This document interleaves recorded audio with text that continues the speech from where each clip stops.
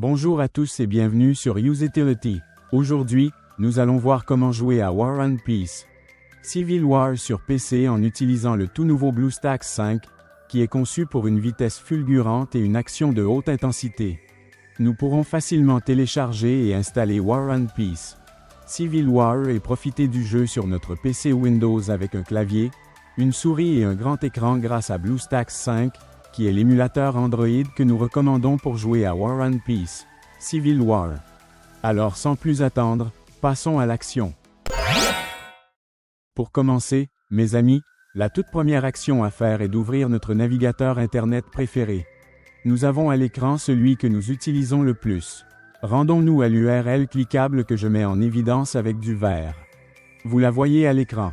Vous n'aurez pas besoin de taper quoi que ce soit, parce qu'il y a vous disposez d'un lien dans la description de la vidéo et dans le tout premier commentaire permanent. Après avoir cliqué ou double-cliqué sur ce lien, nous arrivons là sur le site web de BlueStacks qui est bien entendu l'émulateur Android que dont nous allons nous servir pour jouer à War and Peace. Civil War sur un PC. Comme vous devriez le remarquer à l'écran, l'usage d'un émulateur pour Android apporte de nombreux atouts. Contrôle personnalisable, instances multiples, synchronisation de ces instances, macros, scripts, FPS élevés, etc. Il est temps de lancer le téléchargement de War and Peace. Civil War en cliquant ou double-cliquant sur ce bouton Jouer sur BlueStacks que j'ai marqué avec du vert. Nous faisons donc un clic de souris sur le bouton. À ce stade, le téléchargement débute et finit aussitôt voilà. Le téléchargement s'est achevé avec succès. Il s'agit d'un fichier .exe, un fichier exécutable. Ce que nous allons faire est de démarrer l'installateur, ou si nous cliquons ou double-cliquons sur ce fichier. Si nous avons un ordinateur sous Windows 10, il nous faudra accorder l'autorisation d'apporter des changements à l'appareil. Nous sommes d'accord donc nous donnons la permission. Je réduis ce navigateur pour bien mieux accéder à l'installateur. Ce logiciel d'install est très basique. Il ne comprend que deux options, installer et configurer le chemin. Je vous explique à quoi sert configurer le chemin. Il suffit de faire un clic de souris dessus. Et là nous remarquons que nous avons ici accès au chemin précis où l'émulateur Android sera situé après installation. Si nous voulons modifier ce répertoire, nous devons cliquer gauche sur ce bouton, sélectionner le chemin, de cette façon. Nous choisissons un autre dossier et installons l'émulateur Android où nous voulons. Je vais laisser l'emplacement par défaut. Je double-clique sur Retour. Par conséquent, je clique une ou deux fois sur Installer. Ça y est, c'est parti. Cette installation a démarré ensuite elle va procéder au téléchargement de ces mégaoctets que vous remarquez sur cet écran. Quand vous le téléchargez, il peut y avoir plus ou moins de MOS. La vitesse pour le téléchargement peut être plus ou moins véloce, en fonction de votre Internet et de la rapidité des serveurs de l'émulateur Android. Aujourd'hui, c'est super rapide. Le téléchargement est terminé, et on passe maintenant à la phase d'installation. Avec BlueStacks 5, vous pouvez même réduire l'utilisation de la RAM en un seul clic. C'est particulièrement utile si vous rencontrez des problèmes de performance. En outre, vous pouvez activer le mode Echo pour profiter d'une utilisation du CPU réduite de 87%, d'une utilisation du GPU réduite de 97% et d'un multitâche plus facile. Comme vous pouvez le constater, BlueStacks 5 est conçu pour offrir stabilité et performance lors de longues sessions de jeu. L'installation est déjà terminée pour moi. À présent, cet émulateur pour Android a démarré sans intervention de ma part. Si vous regardez avec attention, dans le bas de cet écran, vous pouvez remarquer la barre de progression qui va avancer et quand elle sera arrivée à la fin, notre émulateur Android sera lancé pour la première fois. En réalité, LCET émulateur pour Android a déjà été démarré, le voilà pour la première fois. Avant même d'aller plus loin, comme vous pouvez le remarquer, il a généré deux icônes juste ici sur le bureau de ma machine de test. Le BlueStacks est là le BlueStacks multi-instance. Vous verrez que l'icône BlueStacks est celle qui nous concerne. À chaque fois que nous voudrons lancer War and Peace, Civil War sur notre PC portable ou de bureau, nous cliquerons à la souris sur cette icône et cela déclenchera l'émulateur pour Android. L'icône BlueStacks multi-instance vous permet de lancer plusieurs instances d'émulateurs.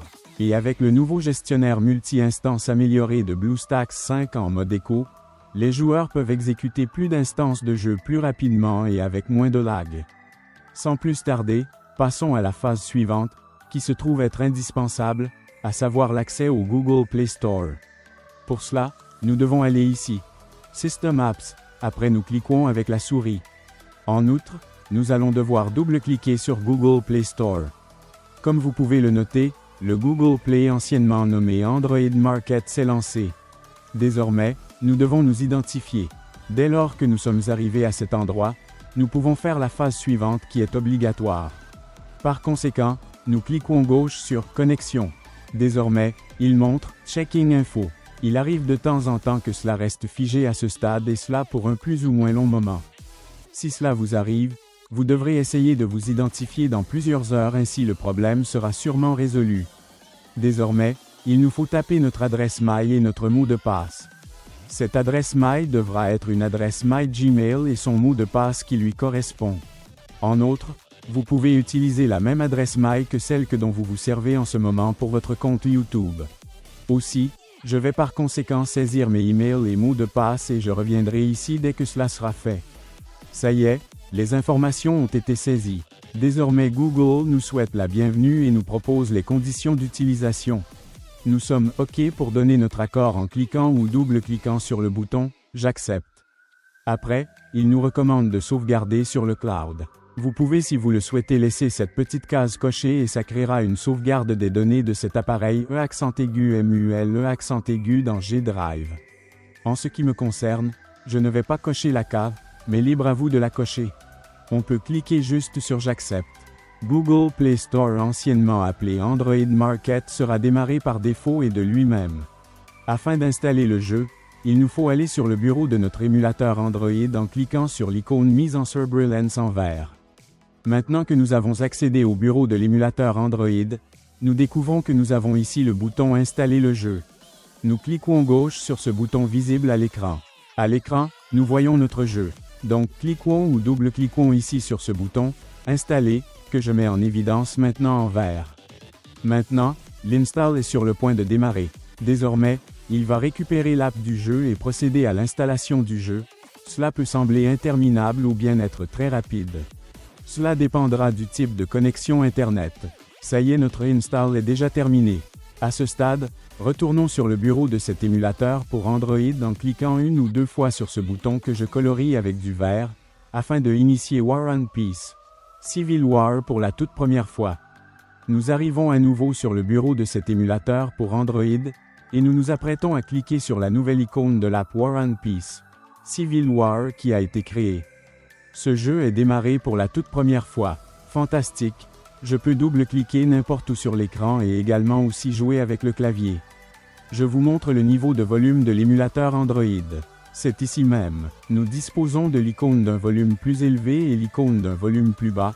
De la sorte, nous ne dépendrons pas du volume de notre ordinateur sous Windows pour monter le son ou diminuer l'audio de notre émulateur Android.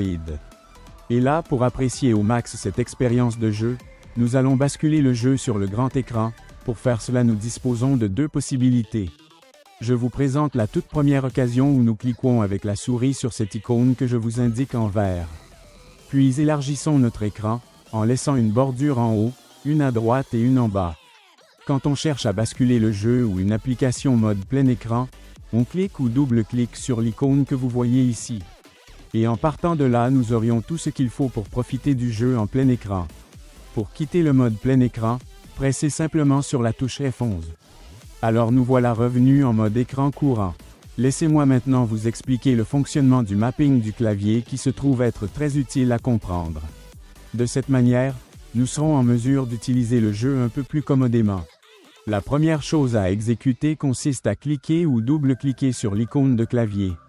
Et ici, vous allez pouvoir opérer les modifications indispensables. Je vais laisser la configuration usuelle. Cependant, si vous éprouvez le besoin de la modifier, vous pouvez le faire sans aucun souci. Comme vous l'avez sans aucun doute remarqué, l'émulateur Android est totalement localisé dans notre langue. Il arrive de temps à autre que notre émulateur Android soit lancé dans une toute autre langue, par exemple en coréen. À cette étape, pour le remettre dans notre langue, nous venons ici même sur la roue dentée. Puis ici, dans Autres paramètres, nous cliquons une ou deux fois sur le menu déroulant « Langue ». Nous allons pouvoir arrêter notre choix sur la langue que nous parlons, français, anglais, chinois, etc. Une fois la langue choisie, C'est le moment de sauvegarder. Notre émulateur Android redémarre et ce jeu, la toute prochaine fois que nous le lancerons, affichera également la langue de notre choix. À partir de maintenant, il existe un autre point dont nous devons également tenir compte, et c'est que nous recevrons un email nous alertant qu'un nouvel appareil est connecté à notre compte Google. Cet email sert à vérifier si nous sommes à l'origine de la connexion de l'appareil. Bien entendu, c'est le cas, pas la peine de stresser, parce que l'émulateur Android simule un appareil Android. Et pour découvrir quel type d'appareil a été MULE, retournons ici même, à la roue dentée et cliquons gauche dessus. Rendons-nous à cet endroit à l'option « Modèle ». Nous venons de découvrir que l'émulateur pour Android simule un smartphone Samsung. Nous allons donc recevoir un mail indiquant qu'un nouvel appareil de la marque coréenne Samsung a été connecté à notre compte Google. C'est terminé pour cette vidéo détaillée, chers amis. Je souhaite de tout cœur qu'il vous ait plu, et surtout que vous l'avez trouvé précieux. Si oui, donnez-lui un bon like, abonnez-vous, et si vous souhaitez laisser un commentaire, des questions à me poser ou des suggestions, n'hésitez pas à les laisser dans la boîte de commentaires en bas de cette vidéo. Double-cliquez sur l'une de ces vidéos qui s'affiche à l'écran et on se retrouve dans mes prochaines vidéos. À bientôt.